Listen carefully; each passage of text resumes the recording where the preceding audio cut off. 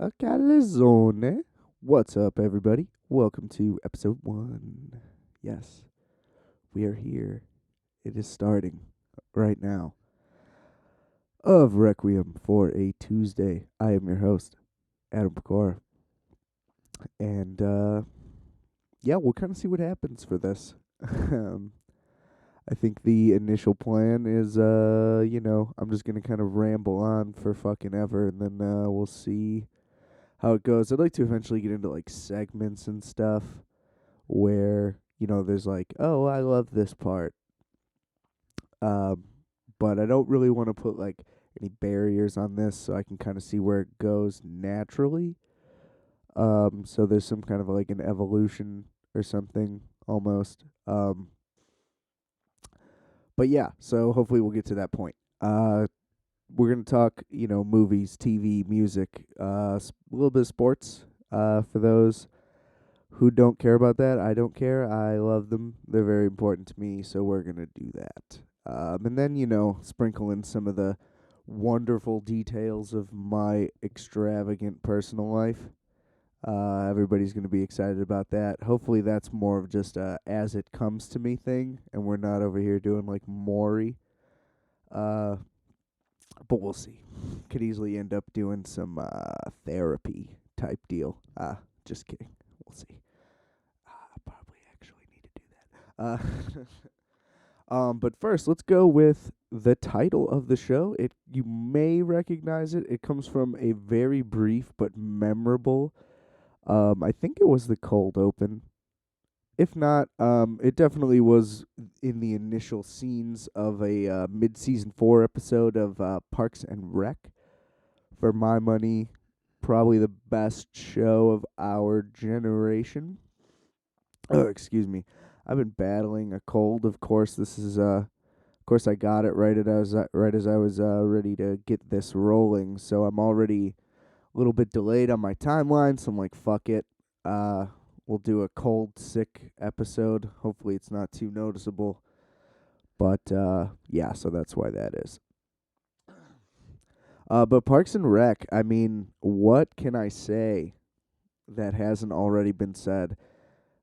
The fact that it recovered from its rough start and excelled, I think, is amazing for a multitude of reasons. But the first being like the optimism that like Leslie has in general is almost embodied in like the show being willed towards greatness. Because I mean, season 1 kind of a dud. It kind of went on almost the exact same path as The Office did, at least for the beginning. Like, the shortened initial season isn't that great and not even really what anybody wants. So, for whatever reason, they both got like a 6 episode first season, and then both times they're like, yeah, we kind of didn't do this well. So we're gonna kind of redo it all and just like wipe the slate clean. Uh, I'm not as well versed in The Office, so if that's not as accurate, I don't really care. But I feel like the characters definitely changed quite a bit from that little season 1 to season 2. Not nearly as dramatically in Parks and Rec, where obviously, I mean, Leslie started off as just like a complete like idiot, and in the same way as Michael Scott, to where like, how did she get this job? But we don't want to see that again. So they're like, okay, well, she can be like a dork, but let's like make her competent. Otherwise, why are we even doing this? And I think that that went a long way. Obviously, season 2 to season 1 is like monumentally better. And then season 3, I mean, you add not just Adam Scott, who is my A-lister out of the two, but also Rob Lowe, which, I mean, wasn't a big Rob Lowe guy. Never understood where that came from. Um, I saw St. Elmo's Fire, and I was like, wow, this is dark. I might have saw it a little too young. I was like 9 or 10 or something, but I was like, Jesus, this is a dark movie. Why do people like this? And then West Wing, I was too young while it was on, and it's probably too late now. But I mean, Aaron Sorkin, I do not deny that that show is incredible and that Rob Lowe is incredible in it. I fully back all of that. Plus, he was in that show Grandfathered. Like, that was after Parks and Rec, but like it might have been like while I was in the middle of streaming it. Like, I started season 1 while Grandfathered was coming on. Is that him? Whatever. He did that one. He did like that show on Fox that just didn't seem good with Josh Peck. Yeah, I can't even believe that I'm saying that. That's insane. Josh Peck. Wow. He really didn't. He really like tried to go on the Keenan Thompson route and just like just find his way into something. And it's not working out as well for Josh Peck. Probably rightfully so. But I mean, as long as you're doing better than Drake, because Jesus Christ, did I wonder if the rise of like Aubrey Graham Drake really hampered Drake Bell's career? Like, not even musically, just like it was Drake and Josh, so he was just Drake, like to everybody, and then all of a sudden, oh no, this is Drake, and he's like, oh fuck, what am I supposed to do now? Because that would be my reaction if I was Drake Bell. Thankfully, I'm not, because that seems terrible.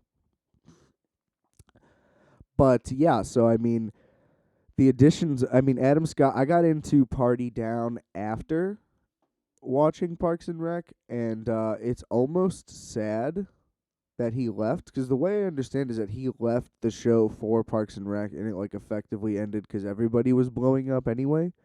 Um, but if that's the case, then it's almost sad that he joined Parks and Rec. Just because I think Party Down was amazing and probably the only good original programming ever to come out of Stars. You could probably try to convince me otherwise, but I don't think I'm going to watch any Stars original series other than that one, and that's all cast, and it still took me like 2 years just to even like give it a shot. Glad I did. It's fucking amazing. Everybody should watch it. Arguably, I would say that Adam Scott and Lizzie Kaplan have way better on-screen chemistry. I know that's kind of a hot take, but had they had time to really develop a relationship, which I think was happening, obviously, like if there was going to be a season 3, I think they definitely would have had like a pretty legitimate like relationship. I think it would have still been rocky and fun, and that was like a cool element to it, but like their energy was just electric. Now obviously they're way different characters than like who Adam Scott and then Amy Poehler are playing on Parks and Rec, but like I don't know, the chemistry was there. uh that's why it's sad, but obviously he was the boost for Parks and Rec. I think anyway. I think Rob Lowe added a lot, especially initially, while Adam Scott was still kind of like the villain guy for a minute. Um, but yeah, I love Party Down. You should watch Party Down. I do think that Mark Bernandanowitz was a pretty bad supporting character, and I think that that guy, I'm from what I read, he left to become like to like start his movie career, like everybody has to do in a sitcom, and it never seems to work. Like, oh, Topher Grace is Venom now. It's like, I can't believe his movie career worked out well enough for him to get such a high profile role so soon.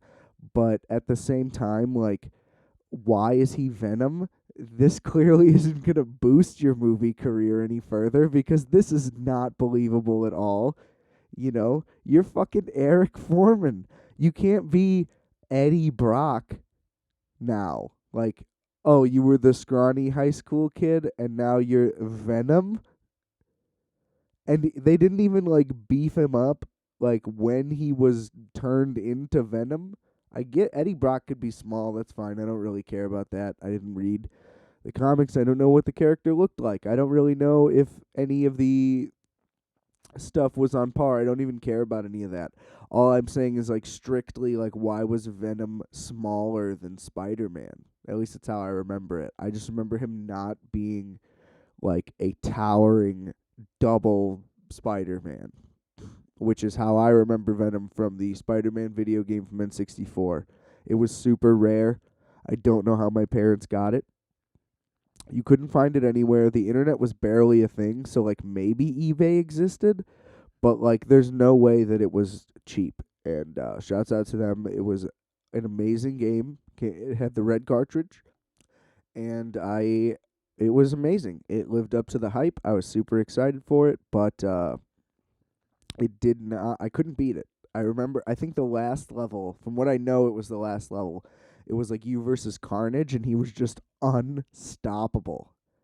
And beating Venom was really hard too. That game was awesome though. I wish that they would redo that. They are redoing SpongeBob Battle for Bikini Bottom, and it's like about fucking time somebody answers a generational like reboot thing, and it's not like old people stuff. I mean, for video games, sure that makes sense, but like that game is so underrated, and the fact that it's like a SpongeBob game is unbelievable. But that game is so good. I actually had rebought it a couple years ago when I bought like an original Xbox from like Salvation Army or something for like $15, and I'm like, I have to get Battle for Bikini Bottom because it is so good. So if you haven't played it, please play it. Back to Parks and Rec. So yeah, the addition of those characters was awesome. Mark Brandanowitz was not strong. Again, he came on stronger in the second season. Like everybody really stepped up for season 2. Um and I'm super stoked about that. It's awesome.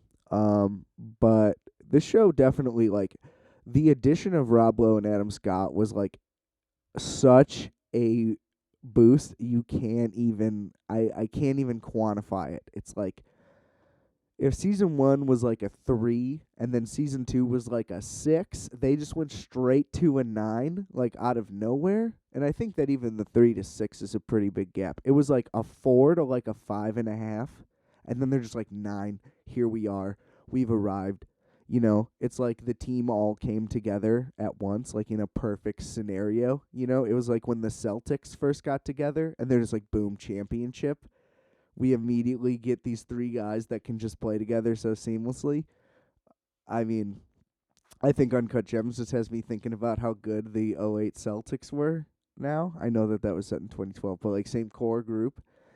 So that they may just be fresh on my mind, but I think that Parks and Rec kind of came together in the 3rd season. It was like, okay, we've already had Paul Pierce, but let's bring in Ray Allen and Kevin Garnett, and we'll just tear the shit apart. And then like everybody else came through as Rondo, and we just shocked the hell out of everybody, just throwing dimes across the fucking board like nonstop. I mean, I didn't know who Nick Offerman was, Aubrey Plaza, Chris Pratt. It's like all of these people all of a sudden are just fucking out there. I didn't even know who Rashida Jones was. I mean, I'd watch The Social Network. I think is one of the greatest movies of all time. Um, but I didn't recognize her or anything. Even when I started Parks and Rec, I wasn't like, oh, that's the underdeveloped character from The Social Network. Like that's the weakest link of The Social Network. Not that her performance isn't there. I just think that Sorkin was just like, all right, like somebody's got to sympathize with this guy. Let's just throw it in real quick because he clearly still doesn't have any real friends in the fucking movie. Um, but yeah, I think that Rashida Jones too. Like every single character, it's like, I mean, Megan Mullally was the only like recognizable person with Amy Poehler for me. I mean, Aziz too, I guess, but I feel like that's what he blew up from. I don't know. But I mean, yeah, just a lot of just like the best role players just becoming stars in their own right. Like a lot of James Hardens on Parks and Rec, guys who were just like, okay, like he's gonna be good, but he's coming off the bench for now. And it's like, wait a second, why is your best player coming off the bench? And it's like, oh wait, only so many guys can fucking get minutes, you know? I'm not even that big on basketball. I don't know why all the basketball references are coming. I've been listening to Bill Simmons talk a lot. So, but I just, yeah, I don't know if any show has glowed up that hard. Like, has anybody just been like, yeah, this show's decent, but now we're just going to add like 2 of the best guys available in TV? Like, we're adding 2 of the top free agents, like, out of nowhere. It's like, Yeah, Tom Brady now has Randy Moss, and this Wes Welker guy's gonna go for 125 catches, no problem. Like, yeah, we just became the best team of all time in 10 seconds, and you have no idea what happened. Kind of feels exactly like that. Like it was such just a heat check, just like showing the clout off, like the biggest flex of all time. And just shout out to Mike Schur. I mean, I don't know if anyone has been as influential. I don't know about influential, but as important to like television in general in the past decade plus. Because I mean, The Office is The Office. I don't feel that strongly about it, but I understand how big it is for a lot of people. Like trivia nights, Halloween costumes, references everywhere. Some people, it's the only show they watch. They just loop back and through The Office over and over again, and it's like, I kind of get it. I think it's the most bingeable show of all time. Like if you put one episode on, I can watch 10 in a row, no problem. Even when I mean, until it gets bad, I would say. But I think that that's the argument. Is like, when does it get bad for certain people? And some people only think it's one season. Some people only think it's a few episodes. I personally think it's the last 3 seasons, which is just brutal. The last season with Michael Scott was terrible.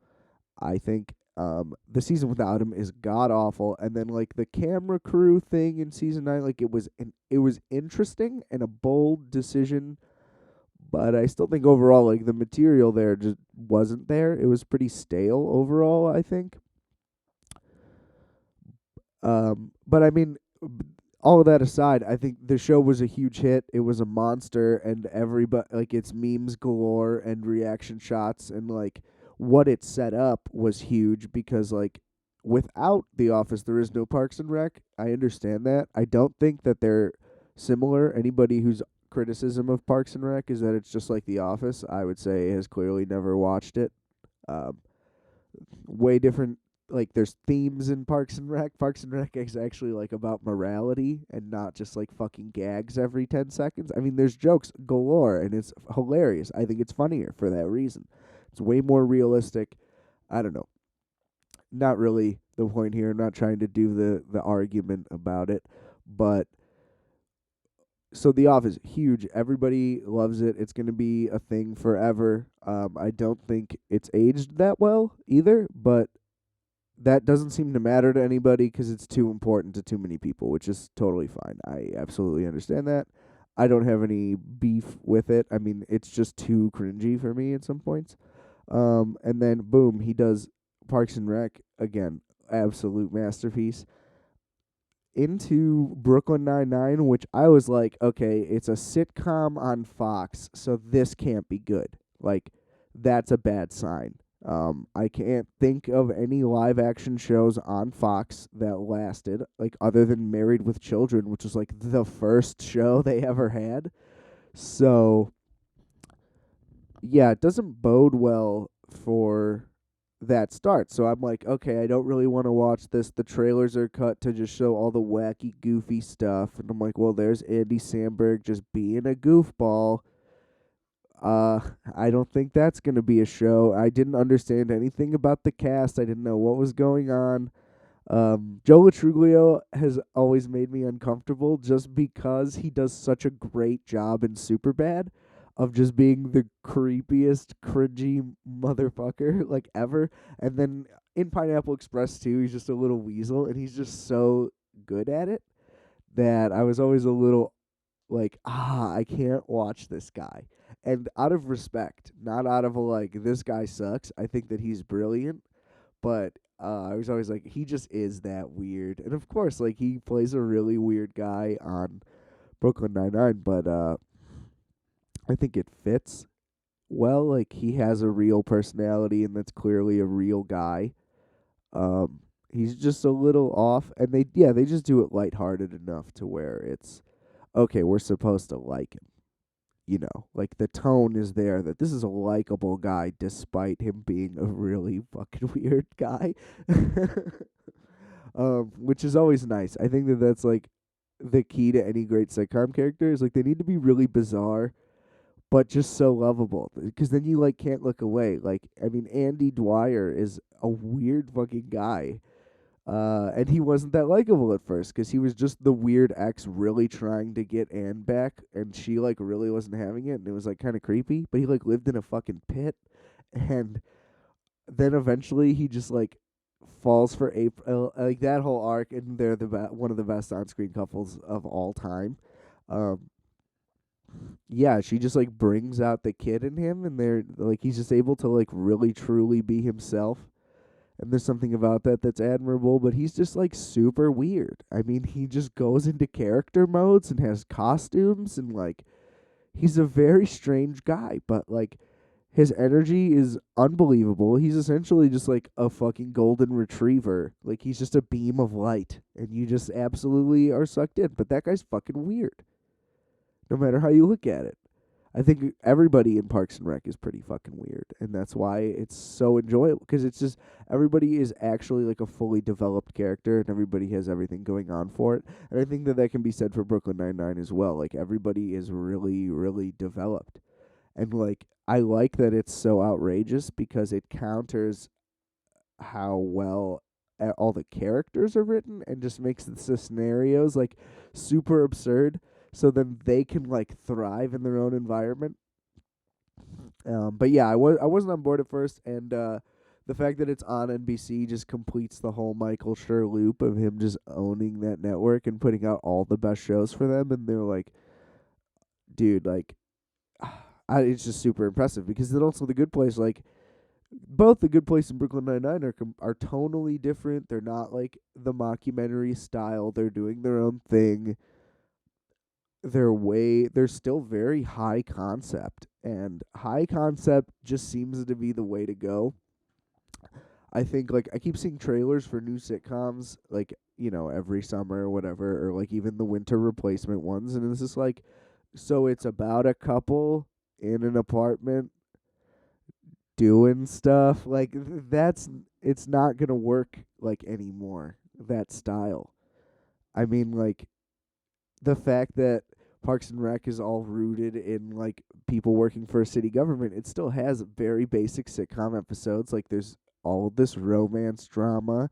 There's all very basic things happening, but it all falls under the umbrella of like we know who these characters are, we know what they do, we know like where they live, we know a lot about their town. Like they go into the details, and that is like the important thing that sitcoms don't understand. It's like, oh, well, here's a quirky female and her lazy boyfriend.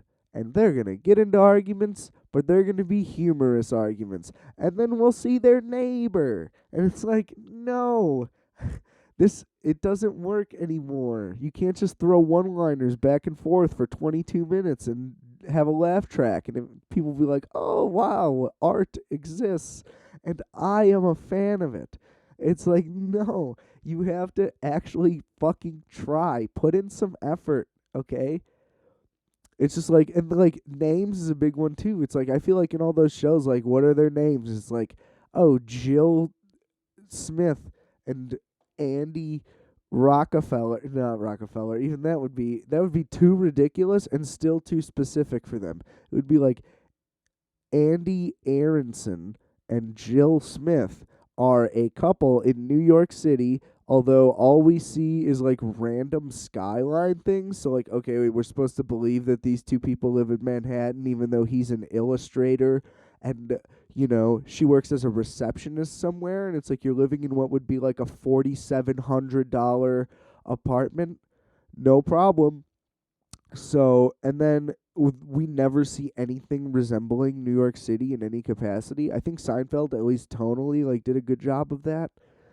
Where and like it had a look and it had a feel like you felt like they were walking around New York. Maybe not necessarily the parts they were talking about when they were talking about them. Like whenever Jerry was on the sidewalk outside of his apartment, I'm like, that doesn't seem like where he would live. And I didn't know, but apparently I was right in assuming that. Like he just, I don't know, whatever. And I think that like Brooklyn Nine-Nine doesn't necessarily feel like Brooklyn. It's hard to like showcase a city in a sitcom. I understand that because you're filming them on stages in LA for the most part. It's like the only cheap way to do that. You'd have to spend so much money on a show, and I get that. So it is hard to showcase a city, but like Friends does not feel like it's in New York at all under any circumstances. Like you could have called that Chicago, you could have called it whatever. I mean, obviously certain episodes work out for being in New York, like when they drive to Atlantic City or whatever. Like yeah, proximity stuff, they kind of get that right, but at the same time it's just hard. I don't know. It's just hard to make it seem like a show is set in the city that it's set in unless you set your show in LA and then you can just show LA really easily because everybody's already there. Um, but I think that that's a cool thing about The Office and Parks and Rec. Like they're small town things, and like The Office is supposed to be about The Office, and it's like that seems like a real office. They're very clearly at an office building. I firmly am rooted in that, and it could easily be in Scranton, Pennsylvania. Because what the fuck? Nobody knows what that place is like. And Pawnee isn't a real place, but they do everything they can to world build it. They give it a whole history. And like making her the buff on it makes it believable that she would be constantly telling everybody about the history of this thing. Like it fits her personality. Nobody else really talks about the past in Pawnee. Like Ron will just remember what it was like back then because he's never moved, but he's not like a historian, and none of the other people really talk about things that used to happen there. Outside of like media people, radio people, those people like can reference some stuff, but the characters, for the most part, like all really fit their role the whole time, and I think that's huge. And then yeah, so Brooklyn Nine-Nine probably is the least at its setting. I mean, that seems like a precinct, but every precinct seems to look like that, and I don't know. I don't go to police stations for fun. I just don't think that every single police station has all that, I don't know, like all that wood in those gates and like just that specific of a thing where like the office is like right there and you know what I mean? The guy yells from the office and like everybody's peeking through windows. I don't know. I don't know. Just seems like a little bit much for me. And then you go from there to the good place and it's like, well, throw your fucking concepts out the window because this is just about the afterlife, like insane. And it's a little bit harder to get into, I think, because it has a purely linear storyline. I mean, you can't really dive into that. You need to watch every episode in order, which is kind of a difficult thing for some people to dive into shows. I mean, I would never go into a show mid anywhere. You got to start from scratch no matter what, I think. I mean, I wouldn't listen to an album starting on track 6. Like if it was the single that came out first, that's one thing. But then when the whole album drops, what, you're going to play track 6 first again just so you can get, no, like you're going to start at the beginning.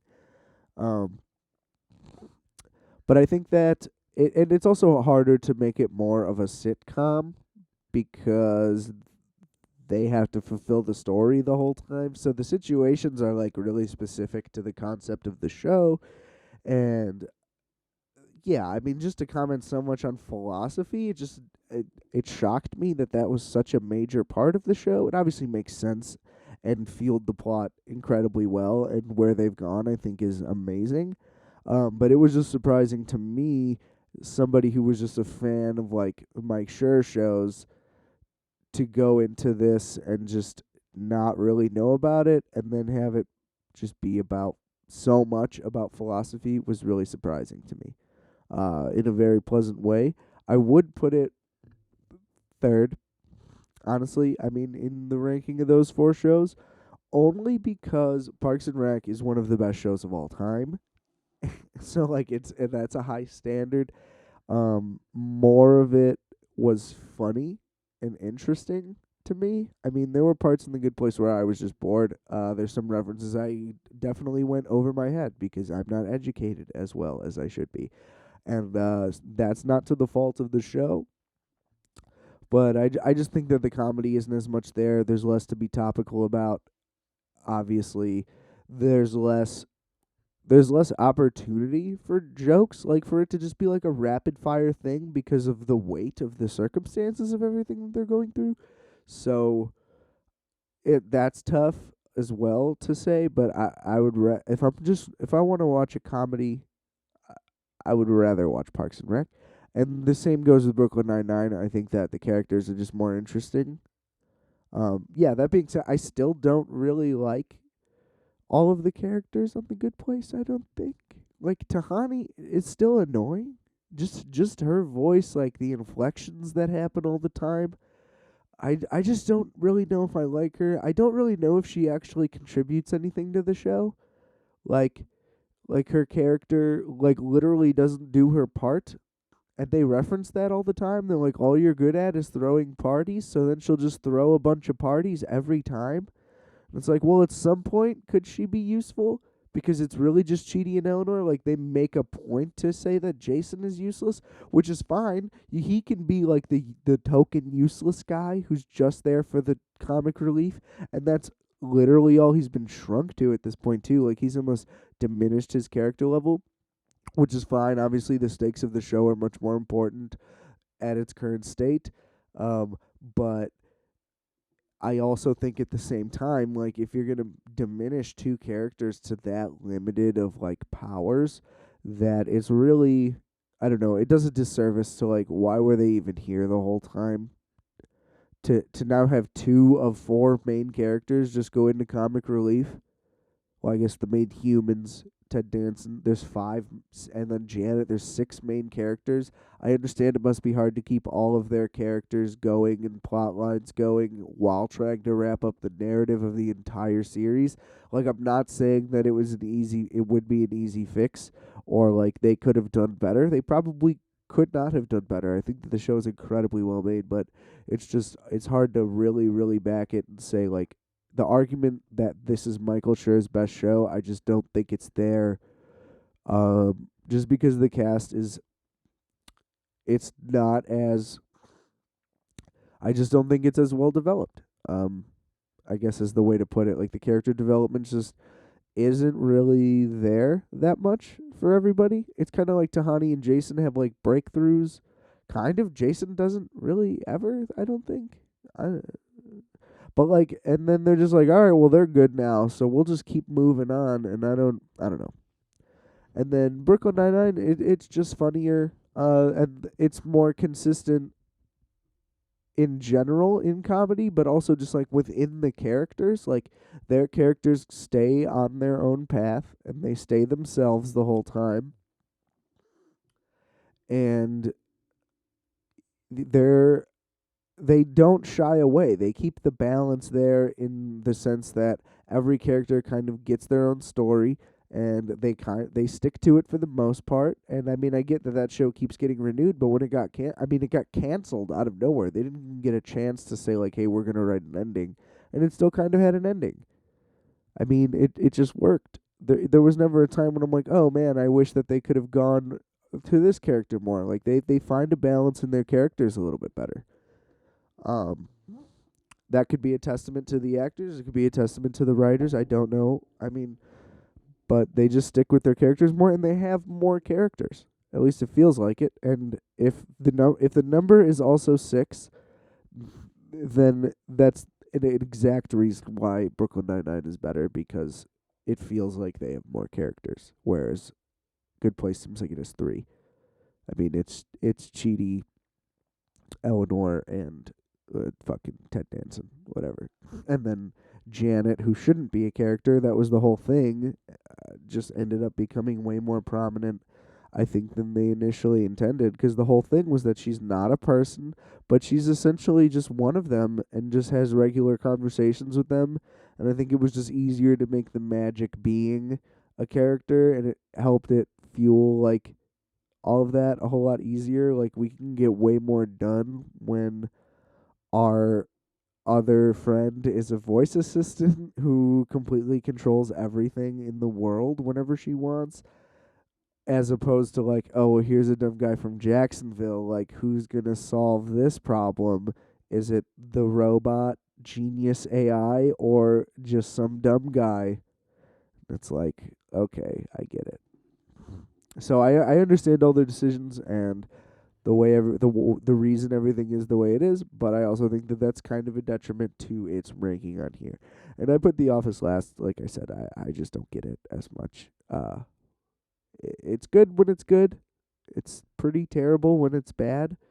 And I think like the worst, if you put the worst episode of Parks and Rec on, whatever you decide it is, probably something from season 1, and put it up against the worst episode of The Office, which is probably something with James Spader as the boss, because that was just grueling and terrible. Like none of it was funny. It was just like black bleakness. Like it was just like awful. Like I don't know how else to put it. And I think if you watch those episodes back to back, you'd be like, "Oh wow!" Like if this is the worst of the worst, then like I would rather watch the less bad option. You know what I mean? Like I don't want to watch something that gets that terrible, because that means that there's a lot of episodes in that realm, which there are. That whole season is just brutal. And I think like the best episode of both are they're both going to showcase way different things. Like the best episode of Parks and Rec, that's a tough call, but I think that you would like whatever you would pick, it would be more than just a lot of really funny stuff. I think it would also have a lot of heart in it, and it would have a lot to say. Whereas I think the funniest episode of The Office for me is like the fire one. I think, or the Office Olympics. I like a lot. But like in those episodes, it's because this one has the most jokes and this one's the funniest. And I think that normally that's how you would rank any other type of show. Like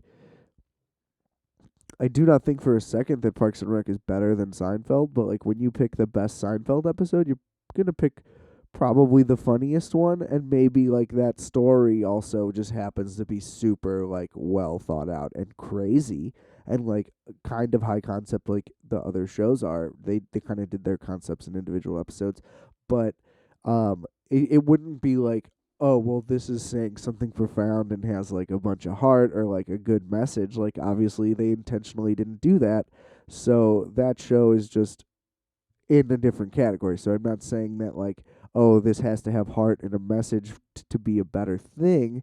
I just think that The Office very much wanted that. Like they wanted to be like, oh well, we have a sensitive side and like everybody's gonna get emotional at these certain points. Like even outside of Jim and Pam, like Michael would have those moments where he would go too far, and then he would like just cry like a little child, basically in his apology, and everybody would be like, "Oh no, you're a great boss." It's like, no, he's not. We all know that he's not. I think that the thing is funny that he's like secretly a savant and can just like make amazing things happen in desperate situations. I love that, but yeah, I don't think that the consistency, or not the consistency. I don't think that the heart was ever there as much, and I think that they wanted it to be. But again, I'm not trying to bash on The Office. Just in that ranking, Parks and Rec absolutely the winner. And but Michael Schur, congratulations on having like the best run for a TV guy, like possibly of all time. I mean, I know like Norman Lear or whoever did a bunch. I don't know old time producers, so there could be a bunch of guys who had like 15 hit shows, and I would know about that. But I would say that Mike Schur definitely wins the decade in for sure network television, possibly just television period, just because like the sheer ability to just have that much content and that much power like over an entire generation of people, possibly two, possibly more, is just unprecedented. I think that anybody could like any of those shows, like any age group, it doesn't matter. And you know what I mean? Like there's something for everybody in all of those shows. There's representations of people. There's like totally different styles. Like I mean, everybody has a job.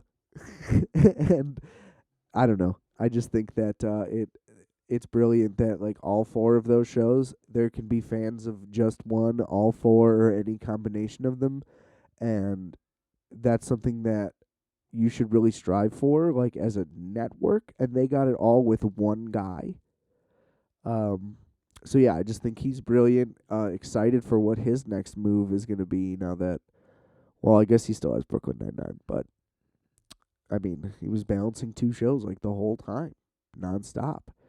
And is he gonna do another? Like, is he gonna be like, okay, here's another showstopper? Like, here's the next best network television show? We'll see. I hope so. I'm excited at the prospects of what people are gonna create. I especially after like award season and seeing all the snubs, and it's like, all right, well, who's next? Like, what's the next move for Adam Sandler and the Safdie brothers? Because never had seen a Safdie brothers movie before, but Jesus Christ, they're amazing. If that movie Good Time with Robert Pattinson is anything close, which I've heard that it's better, we'll see. I don't know. Really like Gems. Um, they're like 33, so they're going to be making movies for like 40 more years for sure.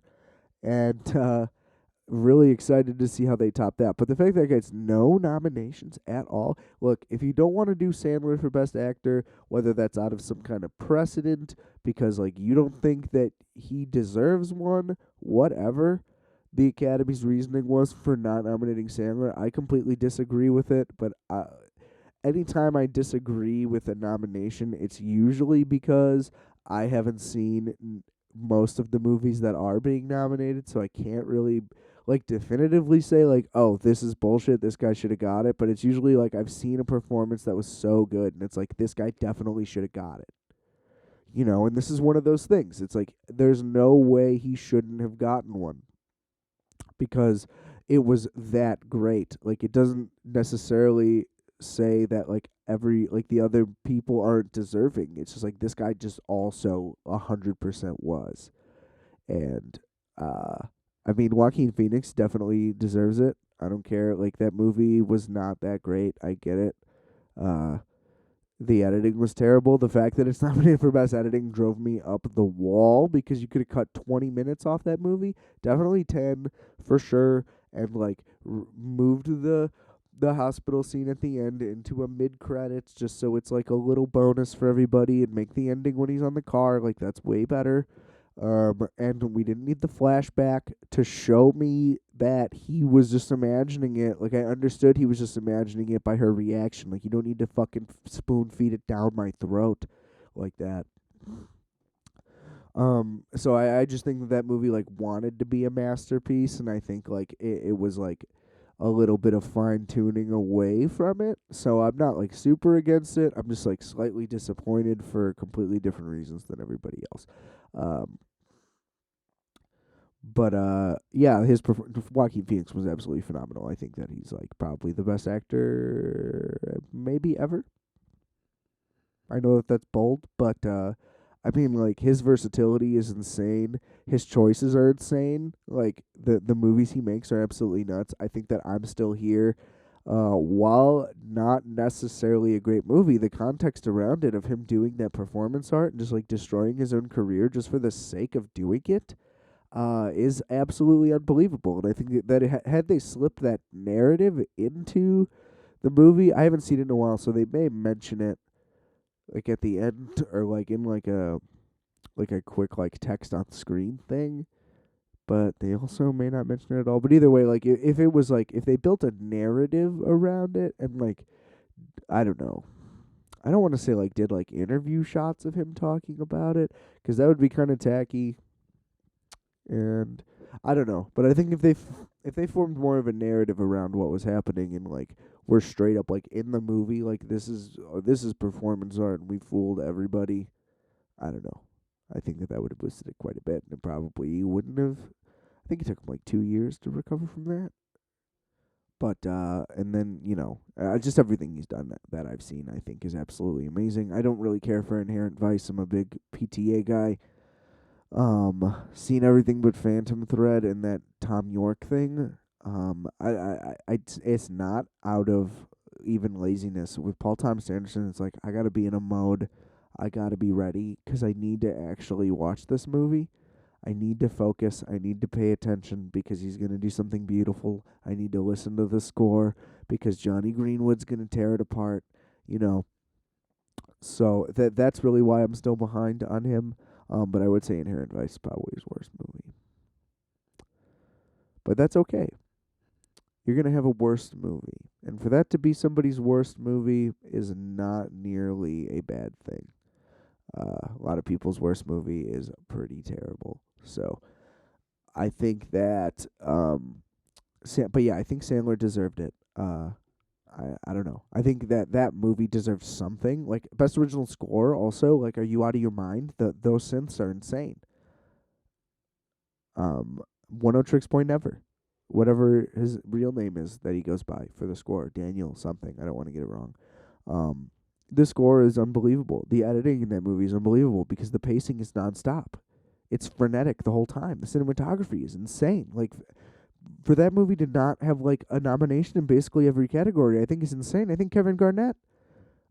Supporting is always tough because supporting is like there's a lot of great supporting roles usually, way more than lead, so it doesn't jump out as much. But I think KG crushed it.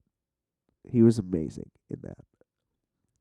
And I think that there's too many noms for Joker, especially editing. Again, I cannot stress that enough how terrible that is. Or I think The Irishman might have a best editing thing. I don't know. The Irishman has too many nominations as well. If you're gonna do all that money for the CGI in their face, that's all I'm saying is like, why not just CGI their face onto a body double for when they have to do anything physical? Because when he runs, it's like that is an old fucking man. That guy's not 45, and he doesn't even look that young. And you can never really tell what age they are because they never really tell you. And I get that that's like the point. It's that like life just goes by, and then like you realize you fucked up. It's like, okay, that's a great statement, but when he's young, he could still like not look like he's like 75, especially when you're putting all the money in on the tech. It's like if you're going to make it ridiculous and just do everything with makeup then. Because if you're going to take all those steps to like de-age their face, but then it's just like, oh, well, this guy just got curb stomped by a 78-year-old man. You know, he couldn't even throw the gun. It like unless what were they using? Like a 50-pound prop gun? How heavy could that thing have been? Was that a real pistol made out of like solid steel that weighed like 10 pounds? And De Niro's wrist is too frail. You know, like I just don't understand that part of it.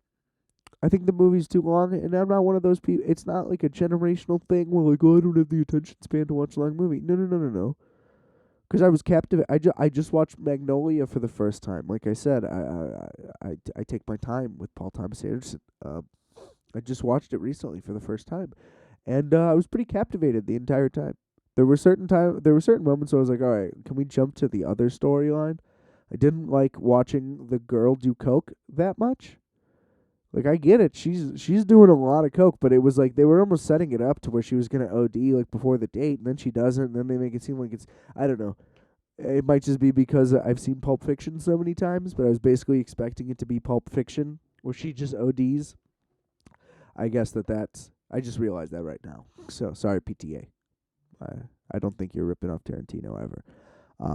But yeah, I mean, there were moments in that movie where I was like, all right, we can jump to the other characters. Like, okay, the kid peed his pants, and like nobody is on his side about this. Like that it was just uncomfortable. I mean, I'm sure that's the point. You know, that being a kid star is rough. You just kind of want to be a kid. But yeah, I mean, the fact that nobody was on his side, I was like, I don't even want to watch this. They're just berating this child. This isn't entertaining, you know. But that's nitpicks. That was a great movie, absolute masterpiece. Yeah, not a masterpiece, but great movie. Absolutely loved it. But I think that The Irishman, it didn't need to be 3.5 or whatever it is. I couldn't tell you like what you could cut. I think that those scenes where they're like in the car and the women want to keep pulling over to smoke, I love that. I think you could have did like a whole. They could have done like the whole first hour of the movie as a road movie, and it would have been awesome. And then they jump cut and just do like 20 year they check in or something. I don't know, almost like the way Steve Jobs was done, something like that. But I couldn't tell you what scenes you should cut. I mean, it just all needed to not be as long. I think that how many times are you gonna tell him that he needs to keep Hoffa in check? Like, you told him a bunch of times. Like, I think clearly over the course of like multiple years that like Hoffa needs to chill. And it's like, yeah, you made that clear. You're gonna keep showing these scenes, and then the scene where they lure Hoffa to the house. How many times are you gonna do that? Like, how do you? Why was that? It was so clunky and weird, and just the like you knew what was happening, and it made it seem like he knew what was happening, but then like you realize he had no idea what was going on, and it was just really bizarre and really it just over explained. I don't know. I think that it was good, but I mean the hype was too much. I mean, hype kills things. I understand that that's a big factor, but there's no, I don't know. It didn't need to be that long. That's all I really have to say. I think it could have got cut down. So the fact that that has so many nominations is it's a lot of legacy stuff. Where people said Scorsese's Departed thing was a legacy thing. It's like, have you seen The Departed? That's an amazing movie. Now, in comparison to like Raging Bull or Goodfellas, it's like, yeah, sure, he should have got those. So yeah, like The Departed is partially a legacy thing because, well, they're not necessarily saying like, oh, The Departed is his best movie. It's like, no, this time, this year, it was the best one in the votes. Now, I don't agree with the votes. I think they fuck up all the time. And, like, he obviously should have won for those other movies. But what I'm saying is, like, it doesn't, it's not necessarily a legacy thing. Because that movie's fucking amazing. I think him winning for The Irishman and any or all of those guys, whoever ends up winning, which they might, that would be more of a legacy thing, even if they already have the award. It's kind of like a victory lap type thing. And I think that that's kind of bullshit because it just doesn't deserve it. I have no problem with movie lengths if they're long, if it's justified. I'm a big Titanic guy. Fucking love Titanic. I can watch that right now, beginning to end. It probably runs a little long as well, but not nearly as egregiously. There's never moments where I'm like, Jesus, let's go already. Whereas, like, in The Irishman, it's like, yeah, let's pick it up. Like, I get it. It's about how life is long, and, like, you make these decisions along the way, and then in the end, you know, who's there for you? That's good, but that's how I feel watching the movie, though, too. It's like, Jesus, like, I just spent all day doing this, and it's like, I look around, and it's like, well, the fucking sun went down. I just wasted a day. It doesn't feel like, holy shit, I just saw such a moving piece of art. I may need to rewatch it. I fully understand that I may need to rewatch it, but I'm just saying that that's how I feel about it right now at this point in time. And I think that it just could have been cut down. And I don't know. I need to see that 1917 movie. I want to see it in like IMAX.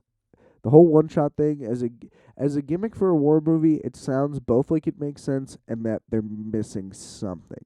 I think because the title is 1917, it should be a little bit more of like a, I don't know, like more of a true period piece. I don't know. It makes it sound like it's about the whole year 1917, but from what I gather, it's about like two dudes like on a mission, and I just find the title to be a little bit inappropriate. I don't know. That's just a personal thing.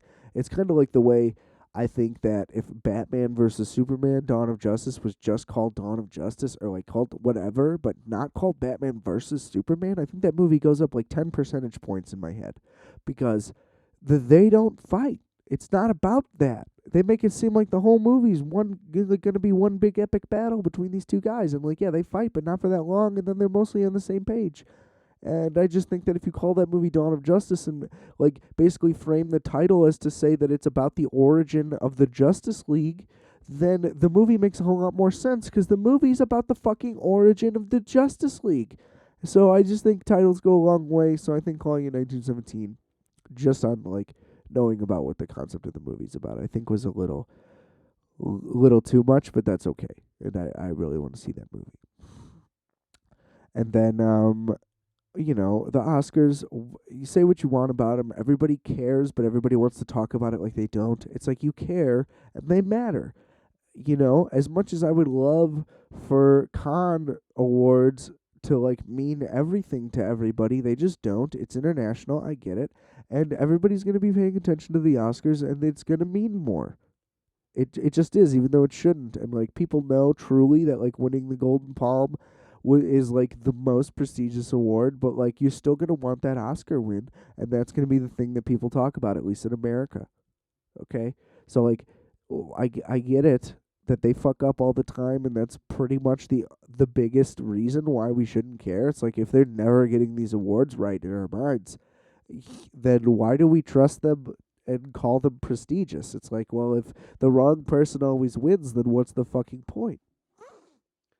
Because it's a decision made by people. It's not like in sports where like I don't know, like a team could fuck up and another team could execute, like in football, let's say. Like on one Sunday, it's like the perfect game plan versus like the worst game plan possible. Like you game plan your offense exactly how they expect, and so their defense is waiting on every move you have, and then vice versa for your offense against their defense, and it's like, I mean, a team can just win. And now I'm not saying that this is a bad team by any means, but like the Titans are a perfect example. It's like everybody's underestimating them, and everybody's been saying that they've been the best team in the AFC, like or one of the best teams in the AFC. Obviously, the Ravens were on a roll, but like everybody was calling them like one of the three best teams in the AFC for the whole last like 8 games of the season.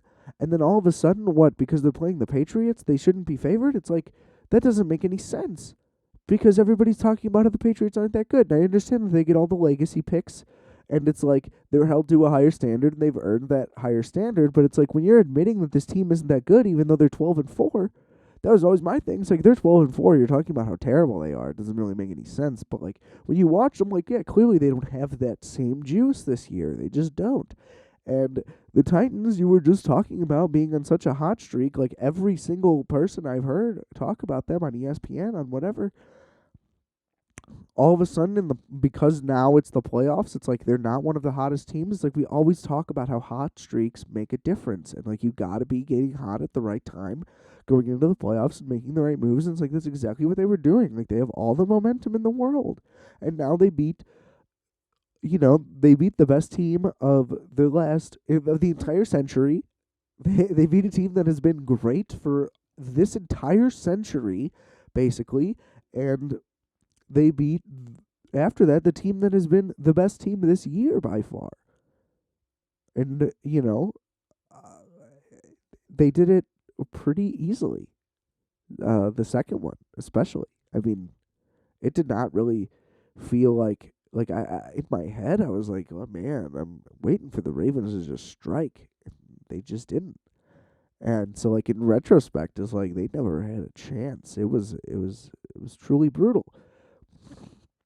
And but yeah, so it's like a thing like that where it's nobody's fault but that team's. You can't be like, so if the Titans somehow win the Super Bowl, I think whoever wins the AFC is going to win the Super Bowl this year. I picked the Titans the last 2 weeks. I was the only person I know that picked them over the Ravens. I don't know if I can pick them over the Chiefs though. I want to. I really want them to win the Super Bowl. I think that would be awesome, but I don't know if they could beat the Chiefs after what the Chiefs just did. I mean, to just score like that, it's like it was remarkable to watch, frankly. And it's like the Titans could go a whole game without throwing it, and the Chiefs can go a whole game without running it. And it would just be the weirdest duel of all time. And yeah, I don't know if I can pick them this time. My picks were not right for the NFC at all. I did not have this. I had Chiefs, Titans in the championship game. I don't even know what I had in the NFC. I had Saints probably. And then I think I had Saints 49ers. No, I don't. I didn't. I thought the Vikings were going to beat the 49ers. But I don't know who I initially had. I think I had the wrong picks. So, but either way, I just think that the AFC team's going to win out because let's say the Packers make it. I don't think they have a chance against either team. Like, what's Darius Smith's pass rush going to do when Derrick Henry's running it 46 times in the Super Bowl? And I think that um, what I mean, the 49ers, they just don't have the experience. Like, we always talk about how, like, teams need experience, and you have to make the playoffs first, and you have to get there. Like, you have to earn your stripes. And it's like, all of a sudden, we're just calling this team the best team in the NFL, and I don't know if that's right. Because look at what just happened to the Ravens. And they made the playoffs last year and got to do it together. I get it. The whole offense was transformed. It's a completely different team. But at least, like, they'd been there. Like, Lamar had been there and started in a playoff game already. And, like, Jimmy G, you're just saying he's just going to go down and win the Super Bowl? I'm sorry. I don't think that that's that easy. And I just think that the Chiefs and Titans are better than both the 49ers. The Titans are right now, the Chiefs are period. But they're both better than both teams. And we'll see, obviously.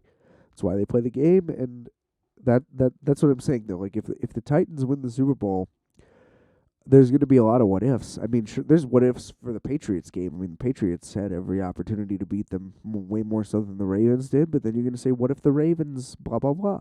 What if the Texans played their starters and knocked them out of the playoffs? Which I think that teams should do if you're in the same division. I think that's just how a divisional rivalry should work. Like, if you're playing a team in your division the last week of the year, you're in the playoffs, the only way they can make it is if they beat you. It's like you pretty much have to go out there and play them just to say, like, hey, fuck you. This is our division. We're making it. You're not. I think that you have to make that statement. I think the fact that you're resting your starters is like, yeah, we don't care. It's like, no. Because if you end up having to play a division rival in a playoff game, it's a toss-up. Because they know you. They know you better than anybody. You should want them in there. But yeah, so there's always going to be a lot of what ifs, but it's never like it's the what ifs are like split second decision moves. Like, what if Pete Carroll didn't throw that pass? We don't know. We don't know. But like with the Oscars, looping it all back here, you can always look back and just be like, well, why the fuck did he win that award? Who let that happen? You know what I mean? Whereas, like, in football specifically, like, there are so many decisions being made, like, by every single individual player on every single individual play that, like, anything could swing anything at any moment, and, like, coaches could do anything wrong at any moment, and it could, like, set off a butterfly effect whole thing. Like, it's just so unpredictable and so incredible that, like, yeah, you could kind of be like, man, they really blew that, but it's like, they had no idea. You know what I mean? Like, it's just way more of a toss-up. It's way harder to say. There are way many more factors involved. Whereas, like, you're going to tell me Adam Sandler didn't crush it? Like, just try and tell me Adam Sandler didn't crush it, and you're full of fucking shit. I'm sorry, but that's my beef with it. It's like, especially that movie shows it exactly. Like, they wrote that movie around that basketball game. That basketball game is never going to change, and there's nothing that anybody can do about the outcome that could have made it any different. Or like that series, like the Celtics did what they did, and you know what I mean. Like they couldn't change it, and they chose not to. I mean, but like literally, like they used the in-game footage. They could not have changed the stats of that game. They could not have made anything happen differently. So like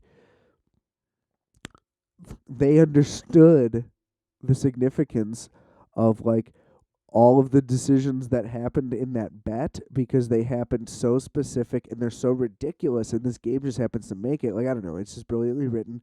But I think that in the same way in Oscar's decision, it's like, well, everybody was just on, like, they just got lobbied into it, or like they got suckered into this decision, and it's like, you guys get to pick who the best is. Why are you not basing it just on like the cold hard facts? I don't like how there's like politicking for your awards, and like you have to schmooze people. It's a broken and flawed system, and it should be as sacred as sports, I guess, is what I'm trying to say. Like, those outcomes are final once they happen, and like no matter what, those are the two things that are similar. Like, if a referee makes a bad call, and you can't undo it. Like once the time runs out, the time has run out, and that's it. We can't go back. And like the Roby Coleman pass interference thing, like yeah, that's a fucking crime. But there's something sacred in the fact that like, okay, we're not going to change this. So I respect that with like the Oscars, where they're not like, okay, we need to like strip this guy and then like give it to this lady, and we need to like, oh man, there was a scandal over here. Like, I respect that they like expect the finality of it and just kind of leave things as they are. But I think retrospectively, like we can look back and be like, oh, this performance wasn't that good. Like they didn't deserve it. This person should have got it. And like anybody on the committee can admit that. Whereas like, yeah, I can think about it all the time and fantasize about '07 Patriots going undefeated, and, like making that last drive, which they totally should have made. They had 3 timeouts. I don't understand any of the decision making that happened there. But like that's my thing. It's like uh, no matter how much I think about it, like that game ended. It was 17-14. That's it. We can't go back. Like there isn't the what if of like what if they did like these 26 different things differently. It's like yeah, sure. Whereas like a performance can like not age that well, and you can look at it and be like, this wasn't even that good of a movie. Like why did anybody like this? You can like movies can age poorly, and you can just be like, what the hell? And like a team can age poorly in the sense of like Jesus, they really screwed that up, and it's like wow, they're gonna go down in history as like one of the like they made some of the biggest mistakes of all time. But you're never like there's no way to talk about like what if these things changed, because the decisions were there were too many to there's too many what ifs in any given situation, whereas like this year it could just be like, what if Adam Sandler just got nominated? What would that have done? And like they easily could have given him the nomination. Like he has no say in that. He put the killer performance on though. Whereas I keep referencing Patriot stuff because I just want to clarify. Although I'm from Chicago, big Bears guy, absolutely my favorite team. Unfortunately, it's a tortured situation. They're bringing back fucking Trubisky again. I cannot believe that. Like, we better at least sign somebody as a backup. Give me Mariota, even. You know, I'll take anybody. Red Rifle, come through. At least you can fucking throw a ball.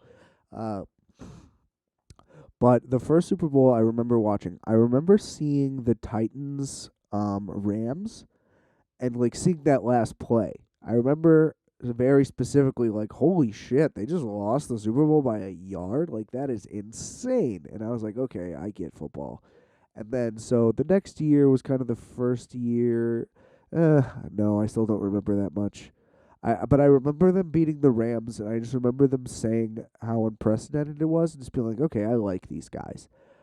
Then obviously I just kept seeing them in the Super Bowl. Like they played the Panthers and then the Eagles, and I remember the Eagles one was a big deal because like everybody's like T.O. is gonna play, he shouldn't be playing, and then he just went out and like tore them apart, and like I just remember basically feeling like they lost in spite of T.O. Now, I would have to rewatch that game because I was a very small child. But anyway, like, it was just like Brady was the guy when I was a kid.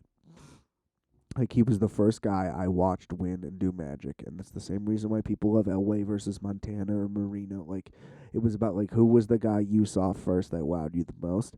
And, like, for me, like, if you look at Brady's stats in the Super Bowl, like, all 3 of those, I think, he didn't do that great. But, like, they won the game, and I just remember feeling like, wow, this guy is a hero. Um, and then, like, as I, like, really got into football, like, by the time I was, like, 10 or 11, they were crushing it every year, and he was better by then. Like, they were a better team. Like, I was 12 when the '07 Patriots happened. So I was immediately locked in because they were always right there, and I never liked Peyton Manning, and it was always Brady versus Manning. Like, that was the argument. And I never liked Peyton Manning. He just would not stop barking all the time. It's like, how about you execute a play that was called? Why don't you just, like, you know what I mean? If you're going to go out of every play, it's like ridiculous that there's almost no challenge to it. Like, I feel like anybody that can read a defense could go up and change like every single thing about a play every single time, and it's like, oh well, now we beat the defense. It's like, well, now what if they just audible back? It's like exhausting. It was just exhausting to watch him. I didn't like how good he was either. Like he was just unbelievable to watch, frankly, and it made me angry because he was so good. And it's like whenever you're not rooting for the guy that's just so good, it's just annoying to watch. And then especially when they beat the Bears in the Super Bowl, that cemented it as like fuck Peyton Manning. And you know what? That might have been where the absolute Brady love like officially kicked in, was the '06 Super Bowl, because I couldn't even grasp, like I knew that they had made it since '85, but I couldn't grasp that amount of time. And considering how good like the '85 Bears were, like I couldn't grasp it. And anyway, the whole thing, Brady is the man. Love Brady. So a lot of Patriots references are going to be coming. And also, just like they're the best analogy to make, because nobody has been that excellent over that much amount of time. It is absolutely unprecedented. So, yeah, we love the Patriots here at Requiem for a Tuesday. Um, anyway, I think I'm going to wrap things up, but I just wanted to say I really hope that I get to do this pretty consistently. Um, it's fun to get the thoughts out there. Hopefully, again, it'll be a little more streamlined as we get better, a little less ums, hopefully, less weird pauses. I'm gonna work at it. Hopefully, again, get some structure to it. I would like to. This was kind of fun though. So we'll see. Hopefully, have like some guests, some stuff like that, different topics. I definitely plan on going through like rankings. Um, that's always been a really fun thing for me. I don't know why. I think it's because I have an affinity like for being good at math. Like for whatever reason, just like ranking things and like looking at statistics, like stuff like that. It always just comforts. Like I just have a comfort in numbers, I guess is what I'm trying to say. Wasn't trying to do the humble brag about my math skills, because I haven't done a fucking math problem in Jesus like 7 years now. God, that's terrifying just to say. Um, but yeah, so I definitely plan on doing some special ranking episodes, whether it's like ranking Tarantino movies or like Radiohead albums, something crazy like that. Yeah, I know it's real wild. Uh, but so yeah, I've got some plans. Hopefully, execute them as soon as possible. Plan is to kind of drop this weekly, usually on Tuesdays, even though it might make more sense for them to air on Wednesdays. I'd like to be that on the nose with it. And yeah, I mean, I've got a bunch of merch ideas already. So let's. I mean, I know that it's way too soon to talk about stuff like that, but let's just hope that this can keep growing. I hope to keep doing it. And thanks for listening. Just remember, I are fat, you are fat, we are fat. Calculator.